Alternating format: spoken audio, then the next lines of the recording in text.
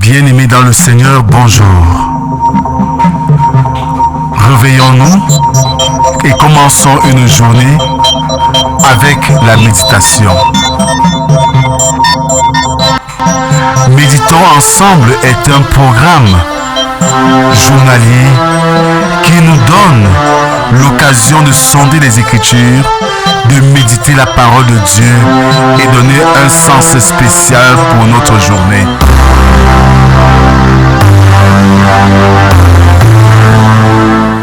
Méditons ensemble est disponible sur les plateformes numériques.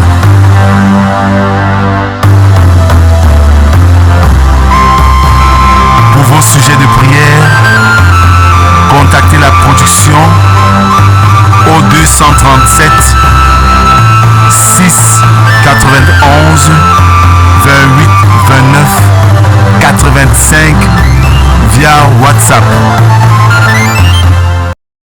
Bien-aimés dans le Seigneur, nous sommes aujourd'hui le jeudi 19 septembre 2024. Victor Hugo pouvait dire ceci: la chute des grands hommes rend les médiocres et les petits importants. Quand le soleil décline à l'horizon, le moindre caillou fait une grande ombre et se croit quelque chose. Continuons à célébrer notre Dieu ce matin avec le cantique sur les ailes de la foi, numéro 387, intitulé « Ne crains rien, je t'aime ».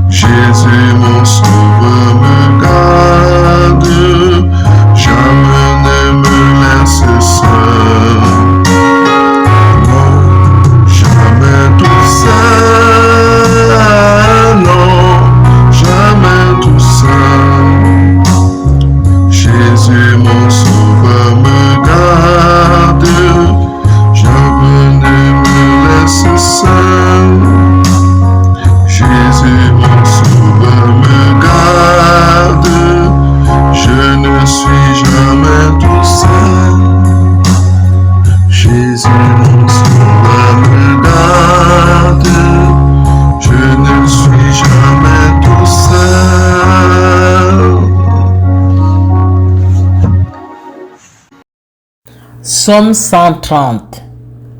Du fond de l'abîme, je t'invoque, ô Éternel. Seigneur, écoute ma voix. Que tes oreilles soient attentives à la voix de mes supplications. Si tu gardais le souvenir des iniquités, Éternel, Seigneur, qui pourrait subsister? Mais le pardon se trouve auprès de toi, afin qu'on te craigne. J'espère en l'Éternel, mon âme espère, et j'attends sa promesse. Mon âme compte sur le Seigneur, plus que des gardes ne comptent sur le matin, que les gardes ne comptent sur le matin. Israël, mets ton espoir en l'Éternel, car la miséricorde est auprès de l'Éternel et la rédemption est auprès de lui en abondance. C'est lui qui rachètera Israël de toutes ses iniquités. Amen. Nous te bénissons, Seigneur, pour ce jour nouveau que tu nous accordes. Nous te rendons grâce, Seigneur, pour ce privilège que tu nous donnes de nous retrouver autour de toi. Voici venu le moment de sonder tes saintes Écritures. Donne-nous l'intelligence et le discernement pour comprendre, Seigneur, ce que tu as à nous dire ce matin. Parle, Père, nous t'écoutons. Amen. Jérémie 19, les versets 1 à 13. Ainsi a parlé l'Éternel. Va, achète un potier, un vase de terre, et prends avec toi des anciens du peuple et des anciens des sacrificateurs. Rends-toi dans la vallée de Ben-Hinnom, qui est à l'entrée de la porte de la poterie, et là tu publieras les paroles que je te dirai. Tu diras: écoutez la parole de l'Éternel, roi de Juda, et vous, habitants de Jérusalem. Ainsi parle l'Éternel des armées, le Dieu d'Israël. Voici, je vais faire venir sur ce lieu un malheur qui étourdira les oreilles de quiconque en entendra parler. Ils m'ont abandonné, ils ont profané ce lieu, ils y ont offert de l'encens à d'autres dieux, que ne connaissaient ni eux, ni leur père, ni les rois de Juda, et ils ont rempli ce lieu de sang innocent. Ils ont bâti des hauts lieux à Baal pour brûler leurs enfants au feu en holocauste à Baal. Ce que je n'avais ni ordonné ni prescrit, ce qui ne m'était point venu à la pensée. C'est pourquoi voici les jours viennent, dit l'Éternel, où ce lieu ne sera plus appelé Tophet et vallée de Ben-Hinnom, mais où on l'appellera vallée du carnage. J'anéantirai dans ce lieu le conseil de Juda et de Jérusalem. Je les ferai tomber par l'épée devant leurs ennemis et par la main de ceux qui en veulent à leur vie.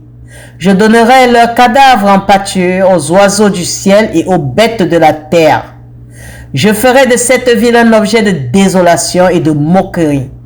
Tous ceux qui passeront près d'elle seront dans l'étonnement et siffleront sur toutes ses plaies.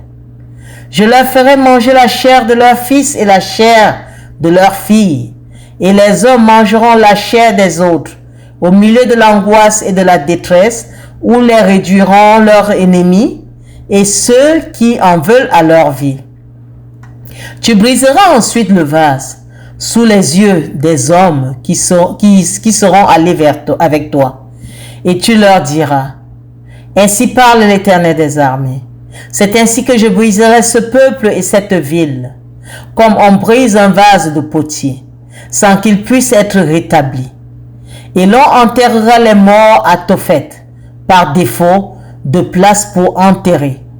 C'est ainsi que je ferai à ce lieu, dit l'Éternel, et à ses habitants, et je rendrai cette ville semblable à Tophet.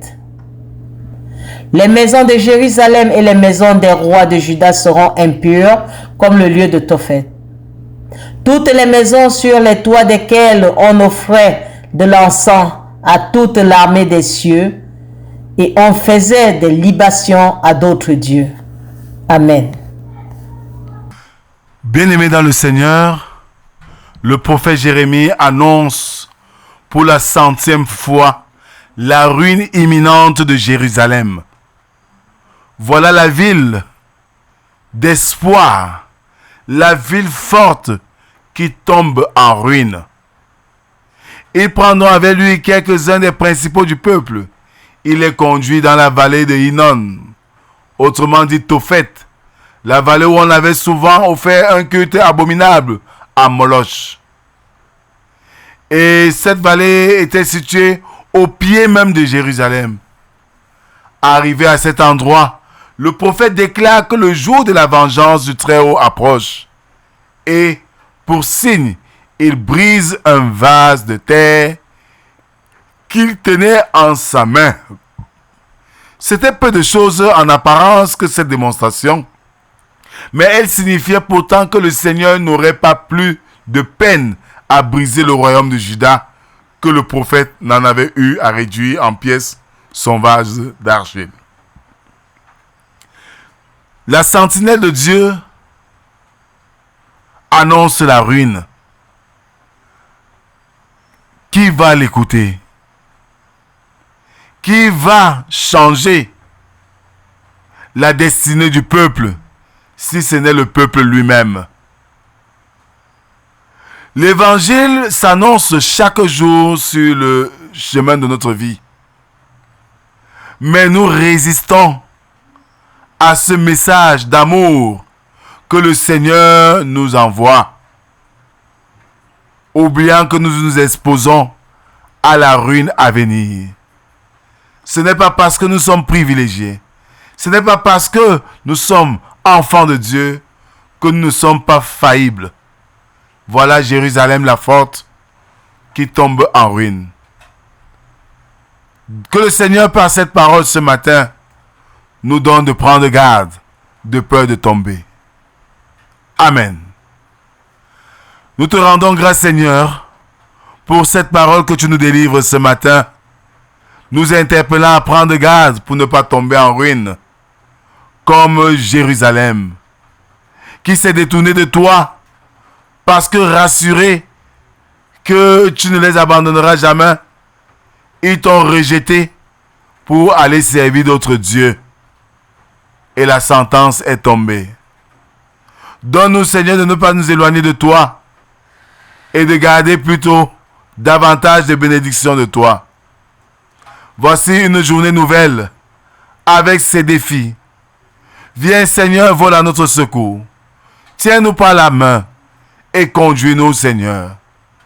Nous pensons à ceux-là qui sont malades, qui attendent autour de toi, qui crient vers toi et ne voient pas la réaction, la réponse, et se posent la question de savoir si tu les avais tourné le dos.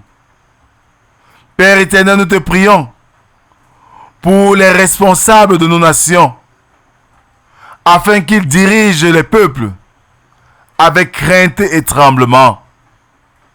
Que ceux qui sont responsables de la justice jugent avec droiture. Que ceux qui ont pour responsabilité d'annoncer la parole l'annoncent véritablement sans l'édulcorer. Et ceux-là qui se battent au quotidien pour trouver le pain quotidien, pour trouver le pain du jour, Seigneur, pourvois à leurs besoins. C'est au nom de Jésus-Christ, ton Fils, que nous t'avons ainsi prié. Lui qui nous a appris à te dire: Notre Père qui es aux cieux, que ton nom soit sanctifié, que ton règne vienne, que ta volonté soit faite sur la terre comme au ciel. Donne-nous aujourd'hui notre pain de ce jour. Pardonne nos offenses, comme nous pardonnons aussi à ceux qui nous ont offensés.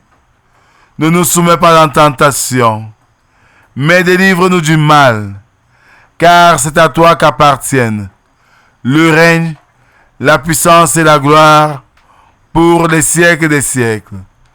Amen. Frères et sœurs, tel Jérusalem tombe, nous pouvons aussi tomber, bien que enfants de Dieu. Tomber, c'est une chose, mais se relever en est une autre. C'est pour cela que nous devons garder nos yeux sur le Seigneur, pour ne pas tomber, car son châtiment est comme une foudre. Que la grâce, la paix et l'amour de Dieu soient et demeurent sur chacun d'entre nous, au nom du Père, du Fils et du Saint-Esprit. Un seul Dieu éternellement béni. Amen. Bonne journée à tous et à demain si Dieu le veut. Shalom.